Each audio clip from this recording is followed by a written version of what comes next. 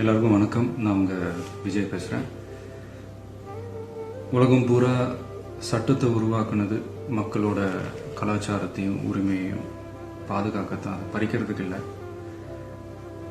தமிழனோட அடையாளம் ஜல்லிக்கட்டு. எதையும் எதிர்பார்க்காம, யாரோட தூண்டுதலும் இல்லாமல், எந்த விதமான கட்சி பேதமும் இன்றி தமிழ் என்ற ஒரே உணர்வோட இந்த போராட்டத்தில் குதிச்சிருக்கிற அத்தனை இளைஞர்களுக்கும் நான் தலை வணங்குறேன்.